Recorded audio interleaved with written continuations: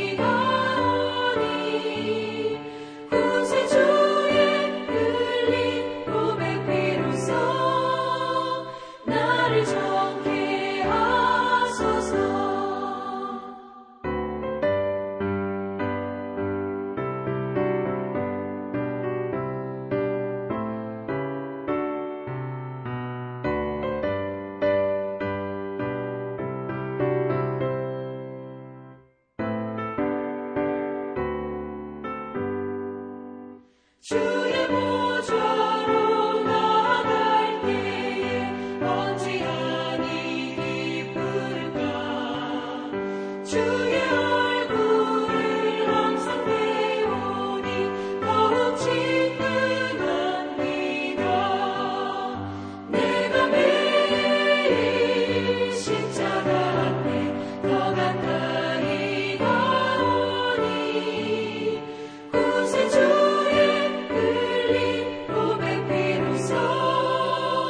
나를 정케 하소서.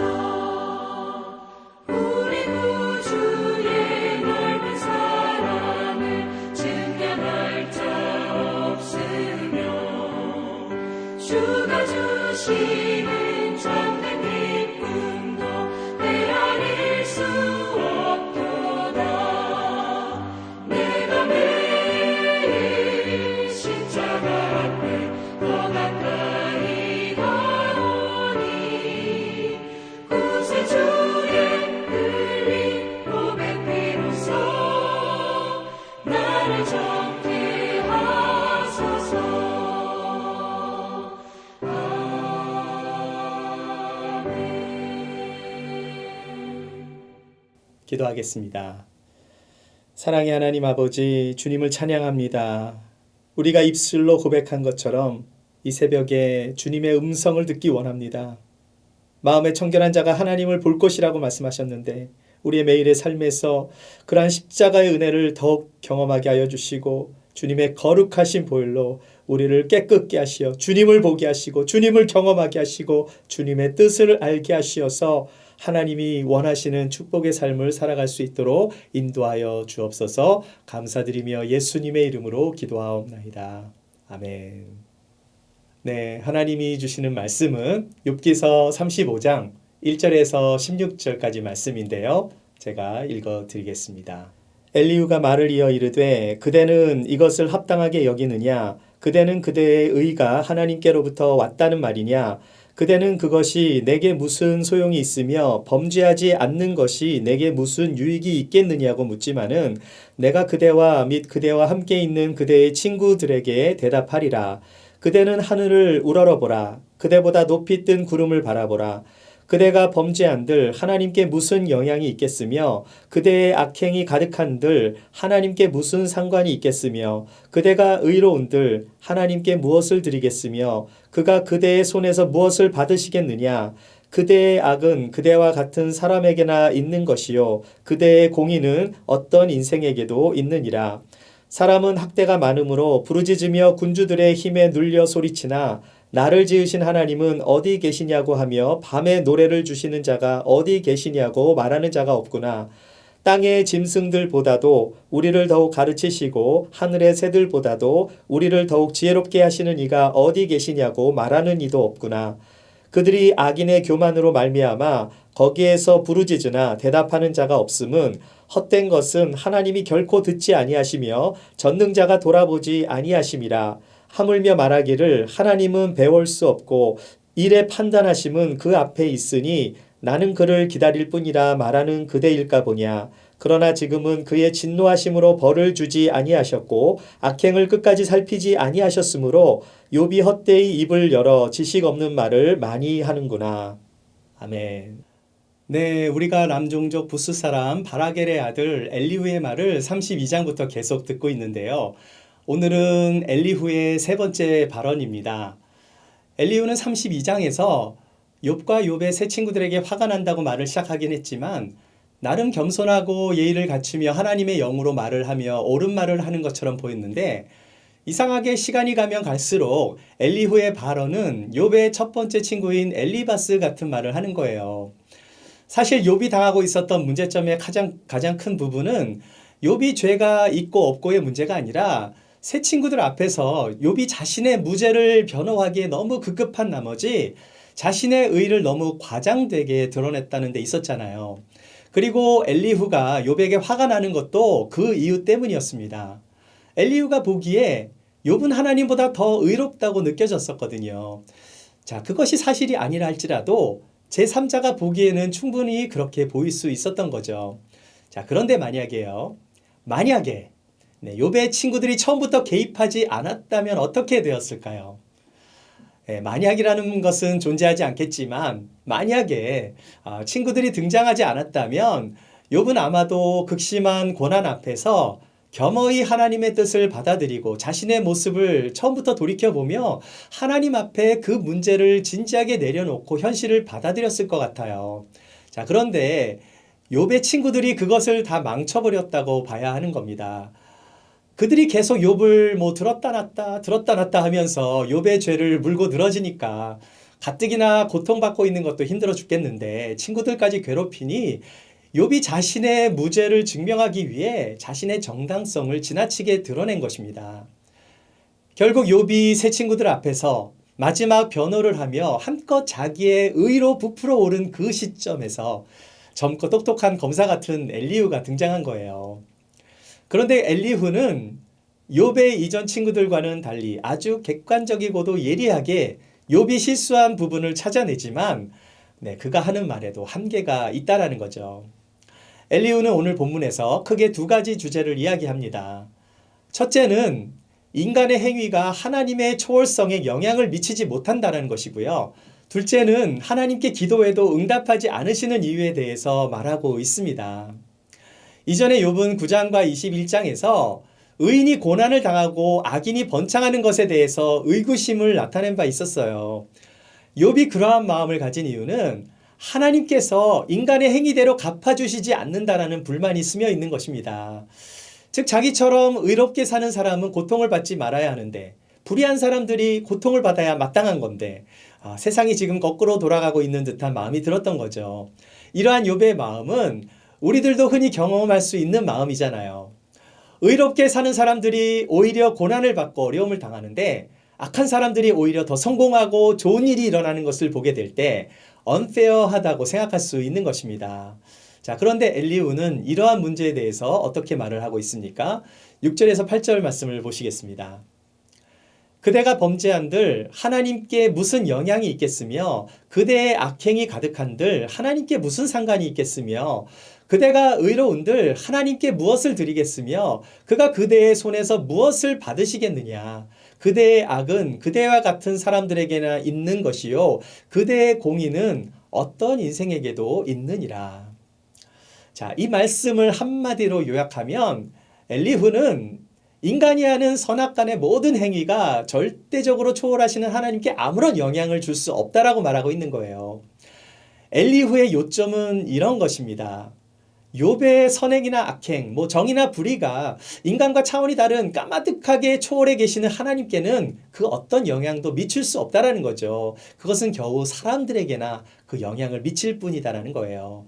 자, 그러니까 욥이 범죄한다고 해서 하나님께 어떤 영향을 하나님이 어떤 영향을 받으시는 것도 아니고, 욥이 의롭다고 해서 그것이 하나님께 어떤 보탬이 되지 않는다라는 거죠. 만약에 욥이 악을 행했다면 그것은 하나님이 아니라 사람에게 피해를 준 것이잖아요. 그리고 그가 만약 선을 행했더라도 그것은 하나님이 아니라 사람에게 유익을 준 것이라고. 네, 마치 22장에서 엘리바스가 말한 것과 비슷한 말을 하고 있는 거예요. 엘리후가 아는 하나님은 창조주 하나님이시고 인간은 피조물에 불과한데 피조물이 어떻게 창조주에게 영향을 줄 수 있느냐는 거죠. 인간보다 훨씬 더 위대하신 초월적인 하나님 앞에서 인간이 아무리 선하고 의롭게 살아도, 그리고 또한 반대로 인간이 아무리 무거운 죄악을 저지른다 할지라도 하나님의 뜻에는 아무런 영향을 미칠 수 없다라는 그 하나님의 절대적인 초월성을 엘리후가 지금 말하고 있는 것입니다. 네, 그런데 정말 그런 것일까요? 하나님의 영이 있고 하나님에 대한 지식이 아무리 많아도 이렇게밖에 생각할 수 없는 이유는 엘리후가 아직까지 구약에 살고 있었기 때문이에요. 그가 살고 있었던 시대에서는 엘리후의 이야기가 맞을 수도 있습니다. 엘리후는 예수님을 경험하지 못한 사람이었잖아요. 그 역시 하나님의 한 부분밖에는 이해하지 못하고 있는 것입니다. 그러나 하나님은 어떤 분이세요? 하나님은 초월적인 분이신 동시에 내재적인 분이신 거예요.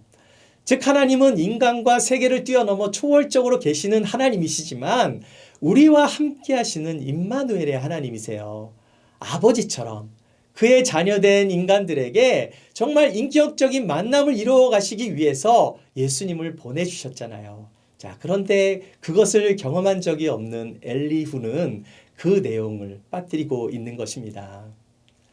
하나님은 물론 인간의 행위에 따라 좌우되시는 분은 아니지만 인간의 삶에 관심이 많으시고 인간의 삶을 낱낱이 살피시는 분이세요.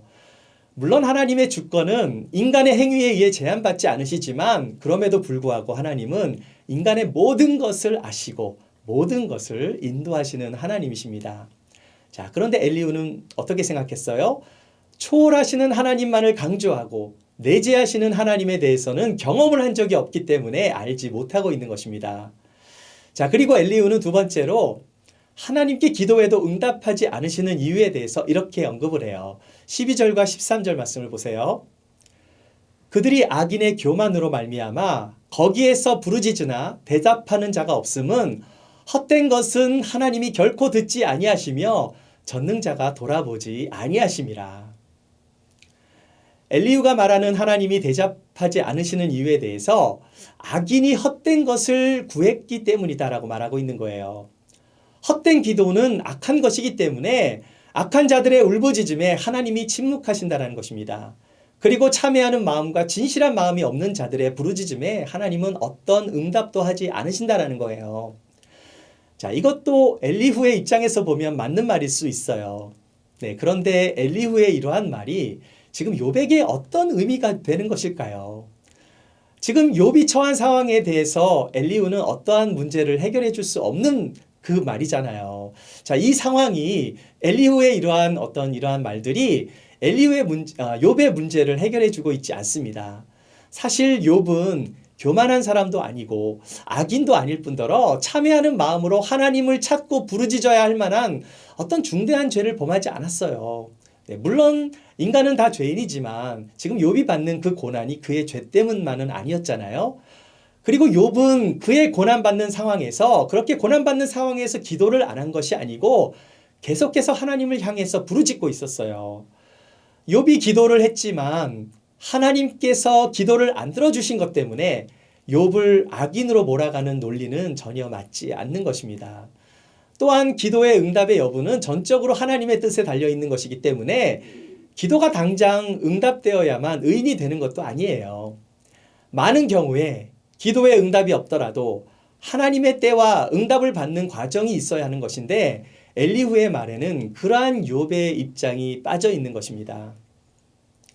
오늘 35장에서 말하고 있는 엘리후의 말은 처음 시작했던 말과는 달리 우리에게 좀 부정적인 인상을 주고 있어요. 이전에 새 친구들과 비슷한 내용으로 말을 하고 있기 때문이에요. 그런데 놀라운 사실은 이전 장과는 달리 욥이 엘리후의 말에 일절 대응하지 않고 있다는 것입니다. 왜 그런 것일까요? 네, 그것은 엘리후의 말이 옳았기 때문이라기보다는 이제는 더 이상 사람과의 논쟁에서 이긴들 자신의 고난의 문제가 해결되는 것도 아니잖아요. 그리고 논쟁이 중요한 것이 아니라는 사실을 욥이 깨달았던 것입니다. 그런데 그것만이 아니었어요. 더 중요한 사실이 하나 더 있습니다. 저는 엘리후가 새 친구들과 하나님 사이에 어떤 중재자의 역할을 제대로 하고 있다고 생각하지는 않아요. 하지만 엘리후가 있어야 하는 이유가 있어요. 반드시 엘리후가 지금 있어야 하는 이유가 있는 것입니다. 엘리후의 등장으로 인해서 욥이 자신의 모습을 제대로 보기 시작했다는 거예요.